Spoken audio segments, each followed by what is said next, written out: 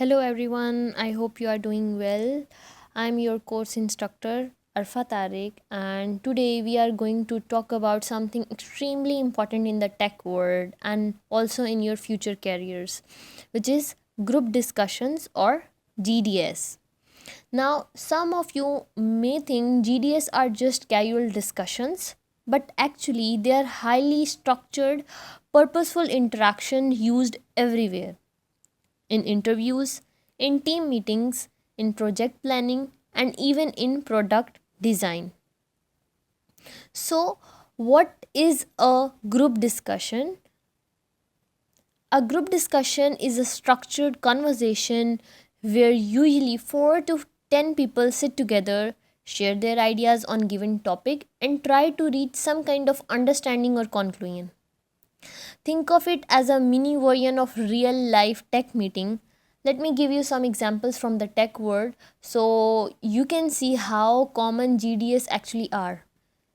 Imagine you are a part of a software development team. The team wants to decide what new features to add to the new version of an app. Instead of one person deciding everything, the team sits together and discuss. And what they will discuss? Should we add dark mode first? Should we fix the crashing issues on Android? Should we prioritize the user login in security? This is a group discussion. Even we can say that companies have received a lot of user complaint about our app. The developers, testers, UX designers, and project managers sit together and analyze the feedback and brainstorm solutions. Again, this is a group discussion. Even comparing two technologies, for example, deciding whether your project should use React or Angular, usually happens during a group discussion. And importantly, in hiring process, many tech companies use GDS to observe how you think, how you communicate, and how you collaborate with others. They want to see you not just what you say, but how you behave when multiple people have opinions. Moving on, let's see the purpose of group discussion. Why GDS are used so much in the tech world. So this is actually what we are going to explore in the purpose of group discussion. The first purpose is idea generation. When multiple people discuss something, you naturally get a broader range of ideas. One person alone may think in a limited way, but a group can quickly create creative solutions. The second purpose is decision making. Let's say your team have 5 different ways to implement a feature. The GD help you weight the pros and cons and pick one. The third is the problem solving. Many technical problems do not have a single simple answer. A discussion helps identify root causes and brainstorm multiple angles. The fourth is evaluation. Checking the strengths and weaknesses of a strategy, a tool, or an idea. This is what the purpose of GDS is.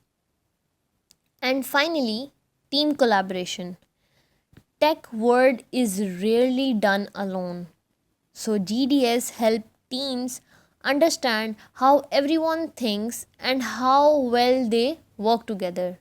So in short, GDS help people think better together. Moving on, let's see what companies evaluate in GDS. Now, this is the part students often misunderstand. Many think that to impress in a GDA, you must speak loudly, speak first, or speak the most. That is absolutely incorrect. Companies look for qualities that show you are a valuable team member. They observe how clearly you express your ideas. Do you speak logically and understandably? They look for logical thinking. Are your points well structured? They assess your teamwork. Are you helping the group move forward or are you blocking the flow? They notice your leadership, but not aggressive leadership. Leadership in GDS make means guiding the conversation gently, organizing ideas, and helping the group stay on track. They observe your listening skills. Do you acknowledge others? Do you build on their points? They see whether you are confident without dominating. Confidence is speaking with clarity, not cutting people off. And lastly, they want to know whether you respect diverse opinions. Tech teams are diverse, so you must be flexible. Remember, this is one rule: GDS are not debates or fight, they are team conversation. So, this is a very important point to remember. Now, let's see the structure, or let's break down how a strong GD is structured. First is introduction to the topic. When a GD begins, someone needs to set the stage.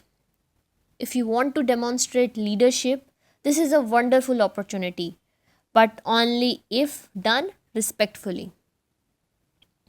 The introduction should do three things. What are these? First one is the to define the topic very clearly. Second is to suggest what direction the discussion can take. Third is to give a short opening statement. Let me model it for you. Suppose the topic is AI replacing jobs. A strong introduction would sound like this. Now be clear and focus on this what I am going to say. The topic is AI replacing jobs. Before we begin, I think it's important to define what replacement means. In this context, it refers to machines or algorithms taking over tasks traditionally done by humans. Maybe in this discussion, we can explore which jobs are most at risk, which jobs are safe, and whether AI is creating new kinds of employment as well. Did you notice what happened here? The student didn't dominate. They didn't even give a full speech. They simply opened the door for the group to think. This is leadership done correctly. The second is body of discussion. This is where the real action happens. In the body of the discussion, participants exchange ideas, challenge each other respectfully, provide examples, and build on each other's thoughts. When one very useful method here is the peel structure, PEEL, peel structure.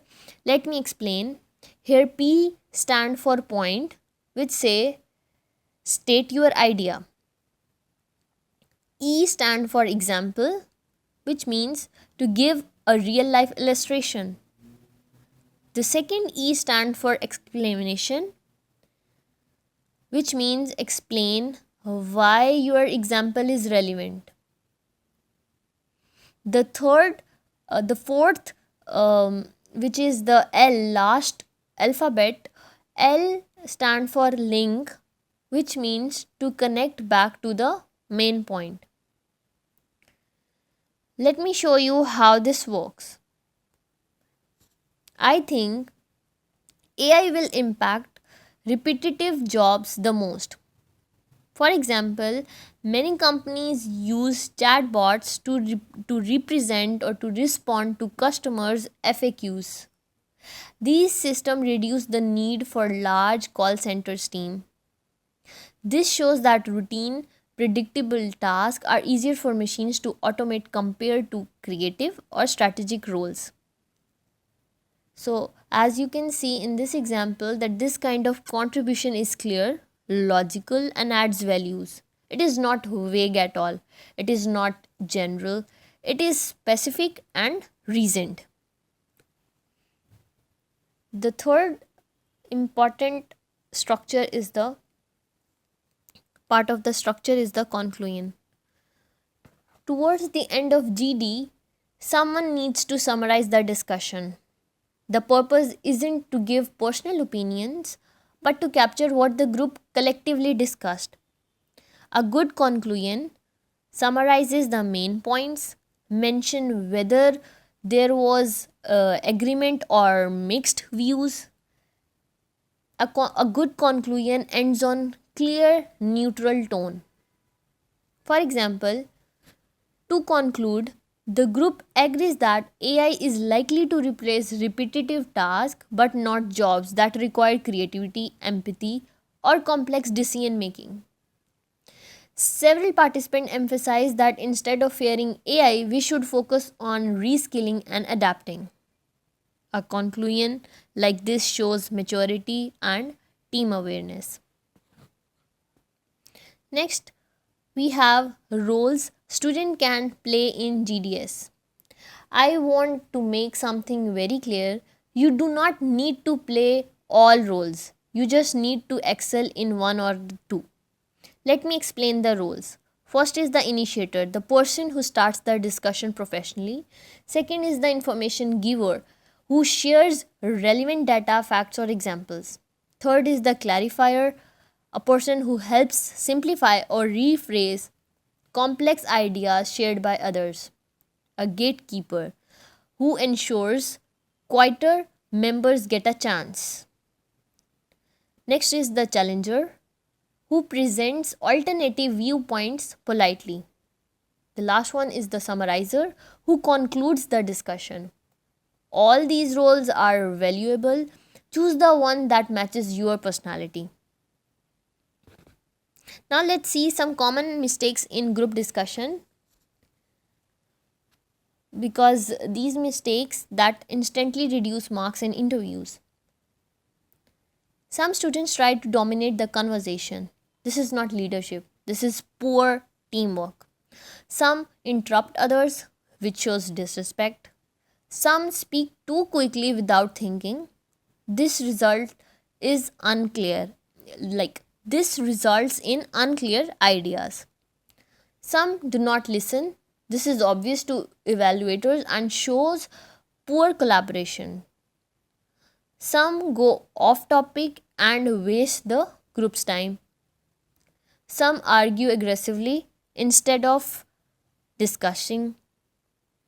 And many students make general statement without giving an example.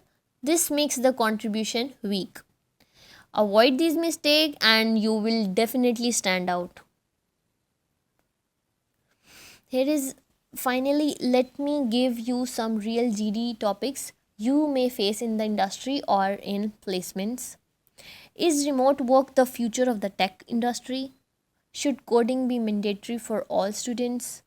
Is AI a threat or an opportunity in job market? Open source softwares versus proprietary softwares. These topics test not just your technical knowledge but your ability to think, reason, and communicate. Let's move towards the conclusion. GDS helps team generate ideas, solve problems, and make informed discussions. GDS is, in this scenario, effective participation requires clarity, logic, teamwork, and active listening.